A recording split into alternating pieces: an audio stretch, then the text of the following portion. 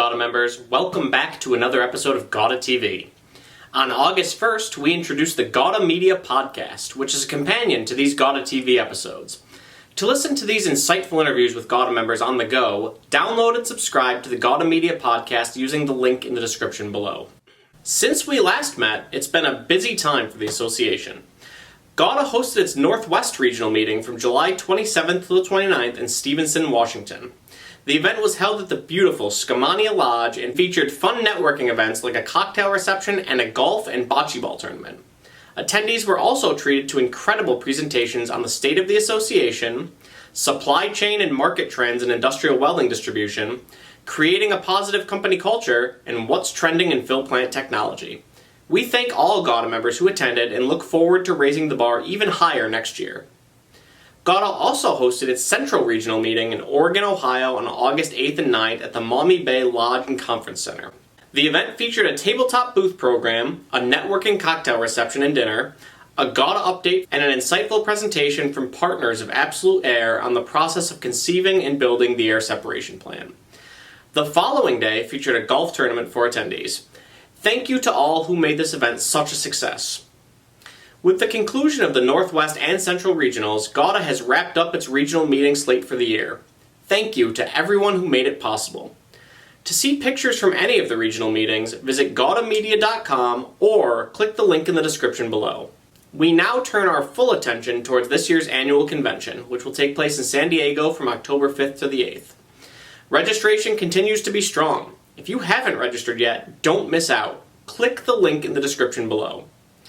We've got a great show lined up for you today, and it all comes right after a word from today's presenting sponsor, Weldcoa.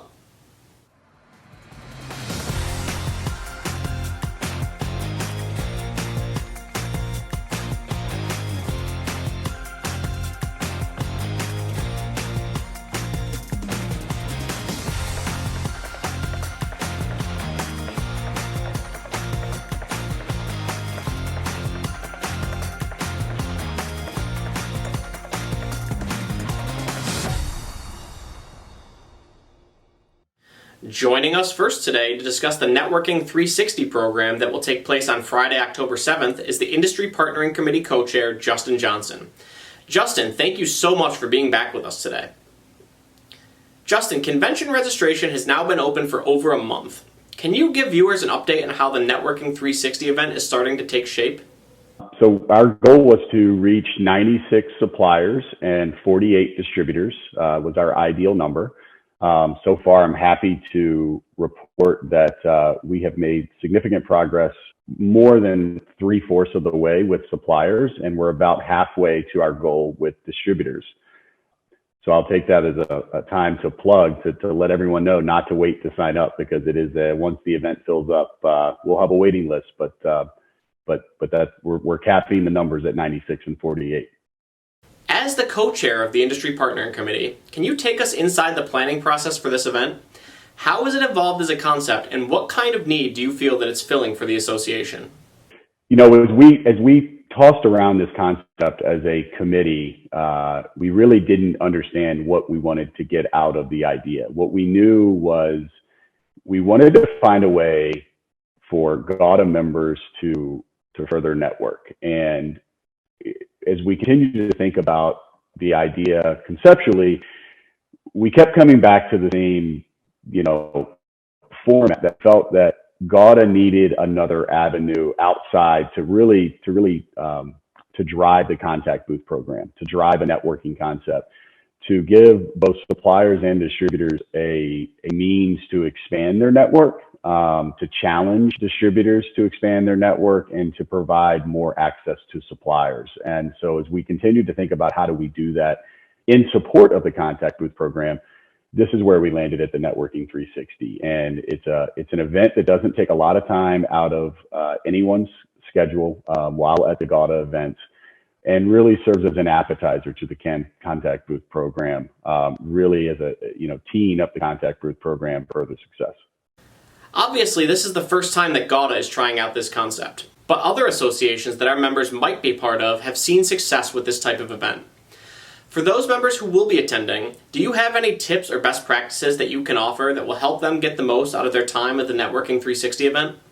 So, for the supplier end, we really would encourage them to think about their product offering, to think about who their company is, and what are the key highlights that you want a distributor or a customer to know about.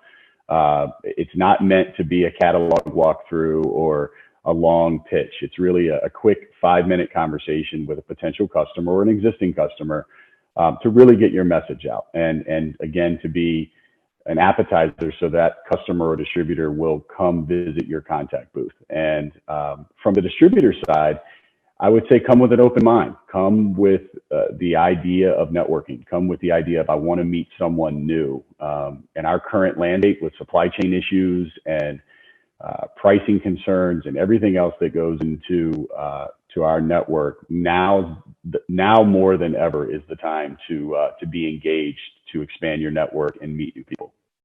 What's the last minute elevator pitch for those members who might be on the fence or who haven't signed up yet about why they should sign up for Networking 360? My elevator pitch is don't be on the outside looking in, right? This is a cool new event. We're going to probably, learn some things along the way that we can improve it in the future. It's brand new. It's new to GAWDA. We're really excited about it. The buzz is out and people are talking about it. It's going to be the talk of the annual convention. And I would encourage everyone to make sure you're part of it. Don't wait until the following event to sign up. So I hope to see everyone there. I'm excited about it. I think it's going to be a huge success and really bring something extra to the GAWDA meeting as well as the contact booth program and the event itself. So obviously the Networking 360 event has been a huge focus for the Industry Partner Committee. But is there anything else that the committee's been working on that you want to share with GAWDA members before we go today? Well, you're absolutely right. The Networking 360 has been the real focus of the Industry Partnering Committee over the last year, maybe even year and a half, since we've been developing this concept. It's taken a lot of our time and most of our members' efforts there. But we are working on some other initiatives within GAWDA, trying to collaborate with the Member Services Committee to come up with best practices for new suppliers toward the contact booth program, engagement with new members, and trying to think about how some of our committees can work together to meet some of our goals and initiatives. So we're going to continue to look for ways to collaborate and improve and build upon some of the great programs that we have in place. So far that's what we're working on. We're excited to get to the annual. Justin, we can't wait. We'll see everybody in San Diego. Thank you so much for being with us today. Hobart Institute of Welding Technology offers an AWS-certified welding supervisor prep for exam course. This course teaches distributors how to bring real value to their customers by assisting them to reduce weld metal volume, reduce rejects, rework, scrap, and much more. Check our website to see all courses, or contact us today at 937-332-9500 for more information on enrollment requirements. Joining us next today is Randy Squibb. Randy was the president of NWSA from 1994 to 1995. Randy, we appreciate you being back with us today. Well, thank you so much, Steve. I appreciate the opportunity to visit with all the GAWDA members again. Before we get started, I have a couple of confessions to make. We are going through a terrible drought in Maybank, Texas, and I have done everything in the world to bring rain. I have danced in the middle of the street.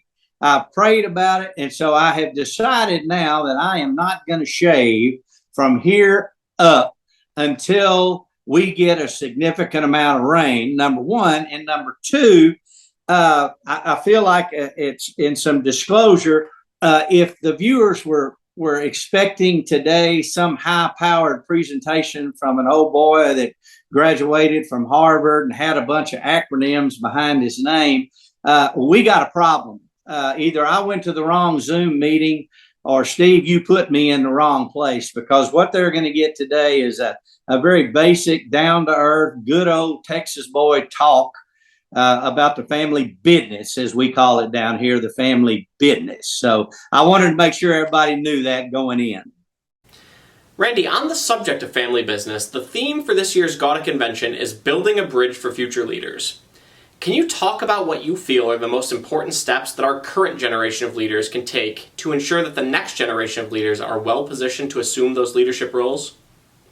Well, Steve, most of the businesses today that I see that are most active in GAWDA, many of those businesses are third and fourth generations. So a lot of those folks have already transitioned the business at least once, and sometimes maybe even twice. And I think that's a great thing.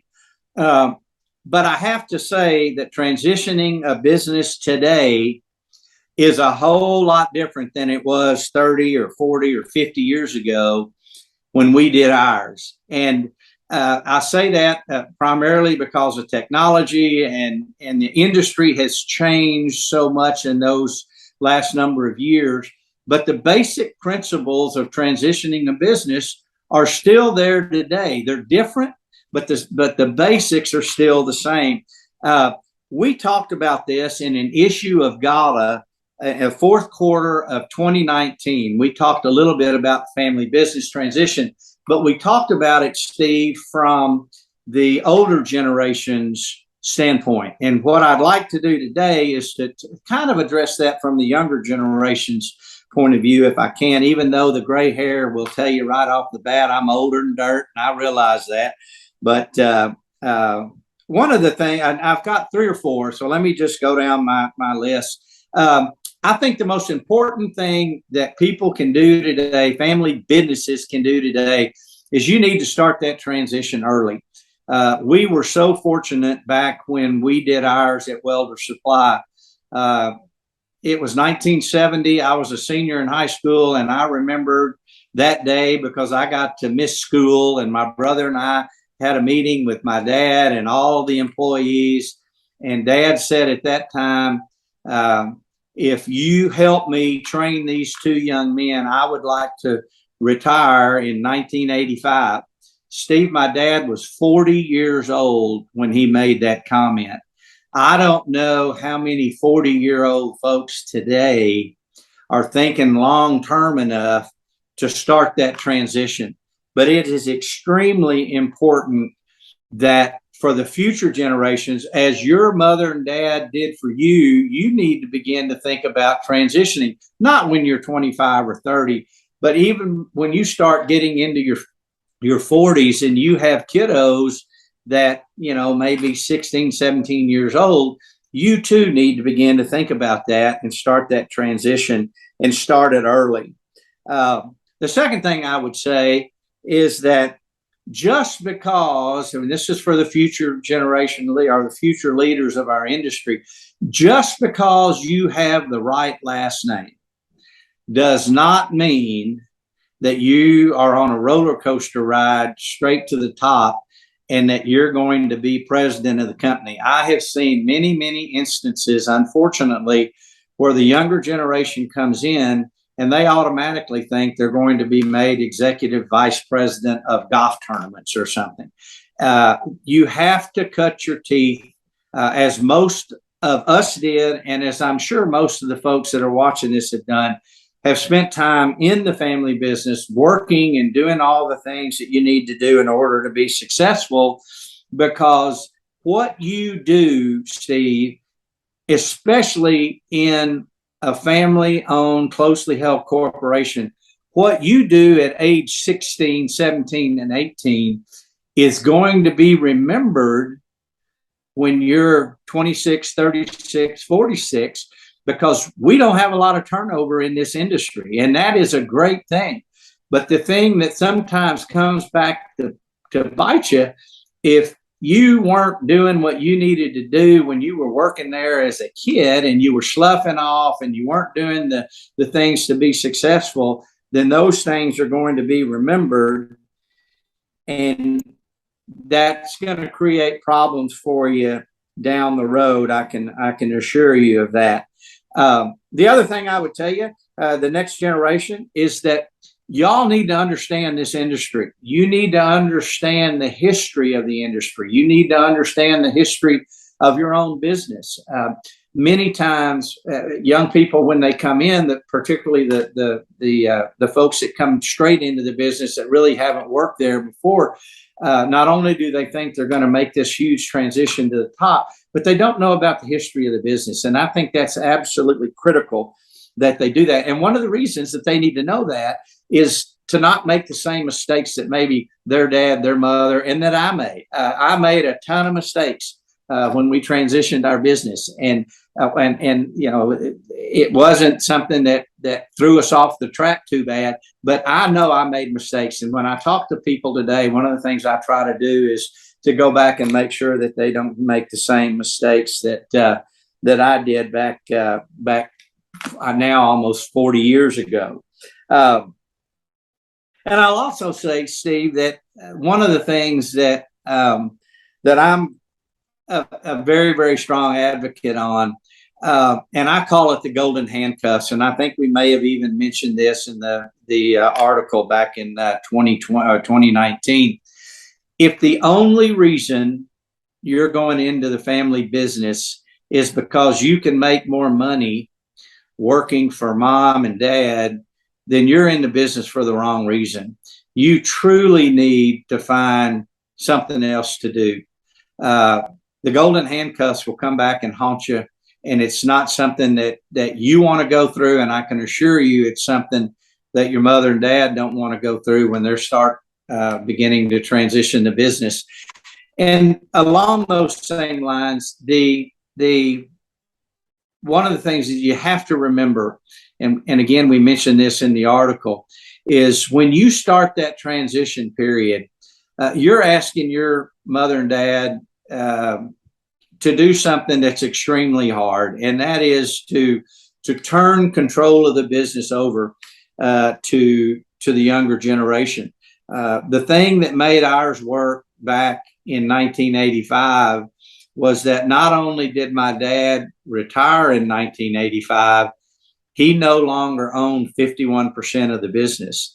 And Terry and I could outvote him, but neither one of us was brave enough to ever do that.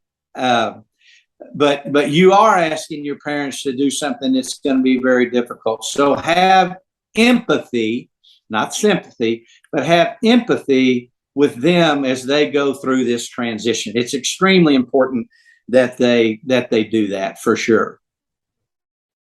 As somebody who's been on both sides of the coin, as the up-and-coming leader at Welders, and then as somebody who's advised business transitions, what is the biggest piece of advice that you can offer when it comes to building that bridge to the next generation of leadership?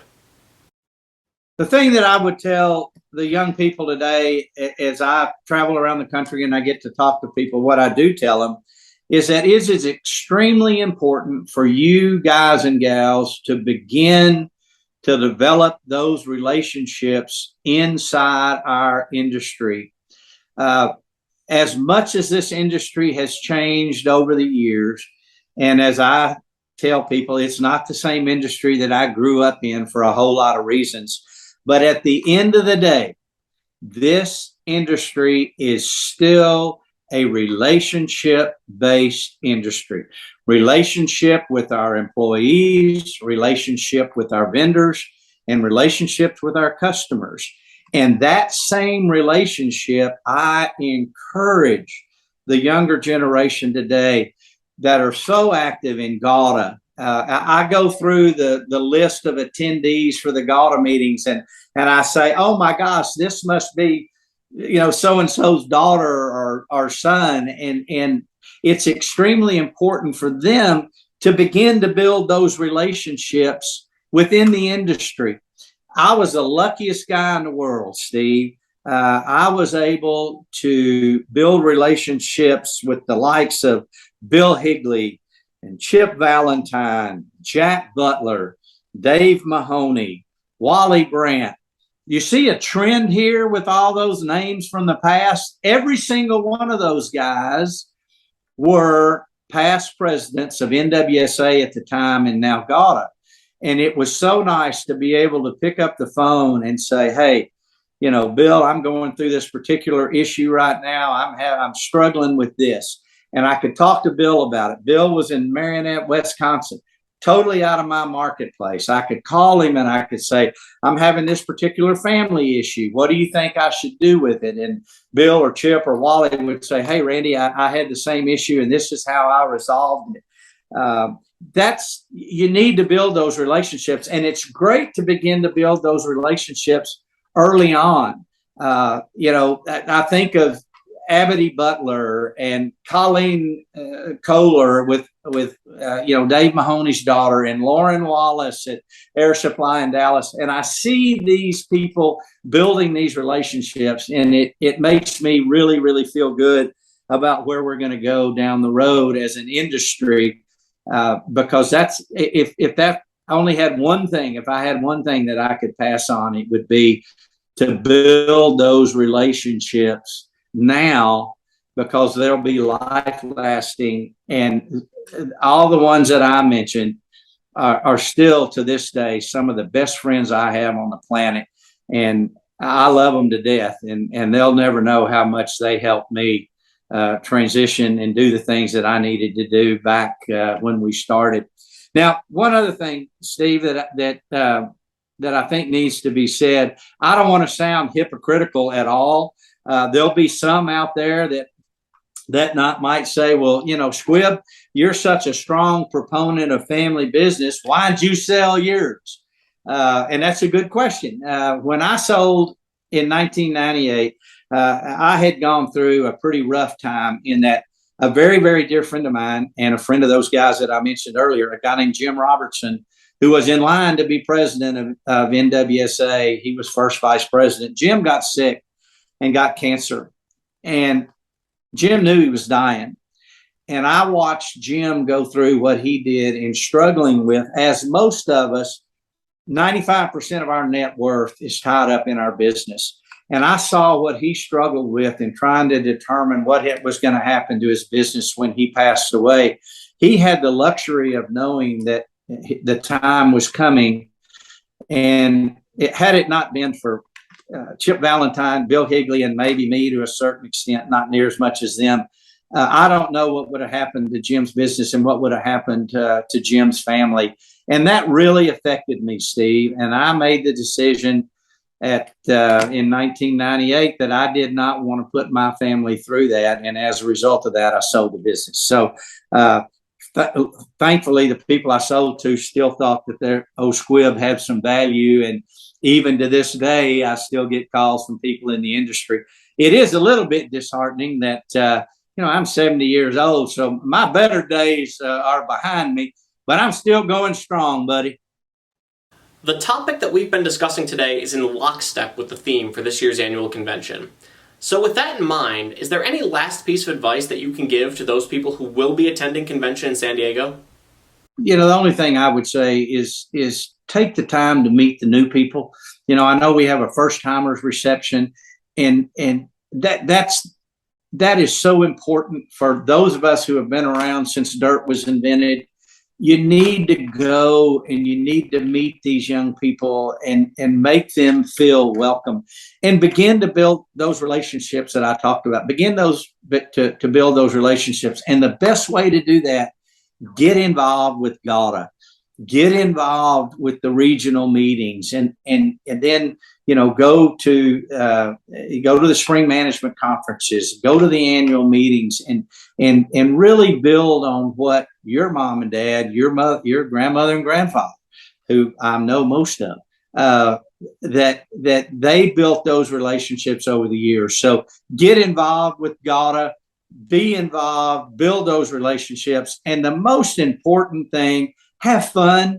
Have fun at what you do.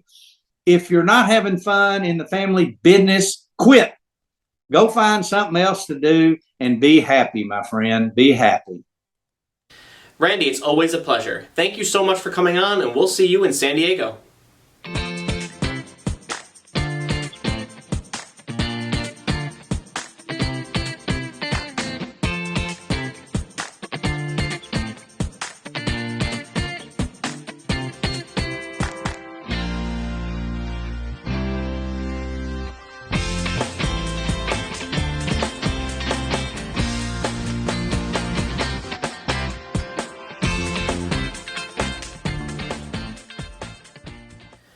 GAWDA members, did you know that GAWDA has a robust members-only site that can be viewed only by visiting GAWDA.org?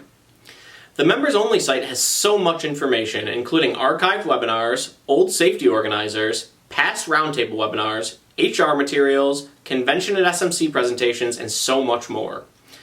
Joining us to demonstrate how you can access the amazing sample safety practices that the Members Only site has to offer is Safety Committee member and Vice President and Welding Practice Leader at the Horton Group, Tony Hopkins. Hello, GAWDA. Today I'm going to show you how to access the best safety materials in the welding and gas industry. So first, you start off by going to GAWDA.org. You're going to want to log in. This is all member-only access to some of these awesome reference materials. So you're going to want to type in your username and password. Let's see if I can remember mine and get the password right for the first time. Cross my fingers. All right, I'm in.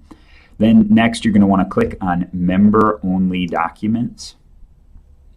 And this is one of the best benefits that members will have of being part of GAWDA. Next, there's going to be a number of different resources here. I would suggest starting with the sample safety practices, and then also suggest taking a look at the entire listing of sample safety practices. And you can either upload or just simply preview the document.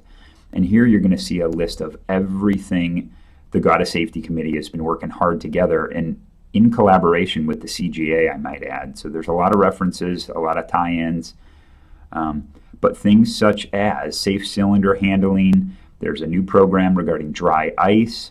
We're working on some things in the cannabis industry, and then other things that are very, very applicable to the industry, whether it's delivery driver safety, delivery surveys, the like. So a couple of other things that I want to show you while we're here is you can also access other things, such as some of the presentations from the most recent SMC. There's also past DOT traffic bulletins in here, years and years worth of them. OSHA safety bulletins, safety organizers. I would strongly, strongly recommend your safety team, your HR team, check these resources out because they're phenomenal. A couple of other ways to search for programs. This search function is really, really cool. You can type in safe cylinder handling, for example, and then just go direct to the program if you're curious on how to find it or where to go. So hope you enjoy, and please, please, please check it out. And if there's anything that you think we're missing or think might help you or your business out, feel free to reach out to the GAWDA Safety Committee. Thanks and enjoy. Today's member news segment is brought to you by Anthony Welded Products. With carts, cradles, cages, and pallets, Anthony has a model for every purpose. The third quarter issue of Welding and Gases Today is online now and should be hitting desks shortly. The third quarter issue is our annual anniversary issue and features profiles of GAWDA members who are celebrating milestone anniversaries in 2022. To read the complete issue, click the link in the description below. The Harris Products Group named Dave Thayer as its new Director of North American Sales. Hudson Technology CEO Brian Coleman rang the NASDAQ closing bell on July 12th. The Women of Gases and Welding Committee announced that it will be holding its first ever virtual roundtable event on Wednesday, August 24th at 1 o'clock Eastern. For more information or to register, click the link in the description below.